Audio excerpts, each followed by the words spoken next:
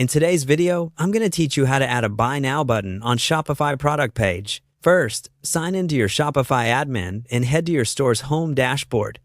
This is your control center, and everything we need is available from the left-hand menu. Make sure you're working in the store where the product you want to sell is already set up, with price and inventory in place. That way, the button we create can point buyers straight to checkout without any hiccups. Next, click on Apps in the left sidebar. In the Apps area, use the search to find Shopify's official Buy Button tool. You're looking for the app named Buy Button by Shopify. Open it, and if you haven't used it before, install it. Installation is quick and safe. It's a first-party app that lets you generate embeddable purchase buttons. Once the app opens, create a new button.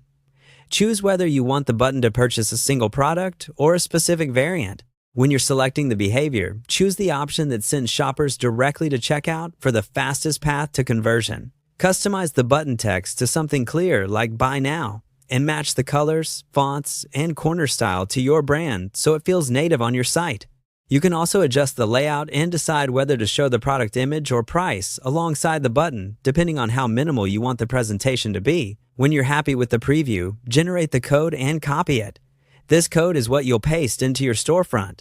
Now go back to your Shopify admin, open Online Store, and select Pages. Create a new page, give it a descriptive title you'll recognize later, and open the content editor. Switch to the HTML or code view. Look for the icon that lets you edit the raw HTML of the page. Paste the Buy Button embed code exactly as you copied it. Save your page, then click View to see it live. You should now see a fully functional Buy Now button that, when clicked, takes your customers straight to checkout with the selected product preloaded. A couple of quick tips to wrap up. If the button doesn't look quite right, return to the Buy Button app, tweak the styles, generate a fresh code snippet, and replace the code on your page.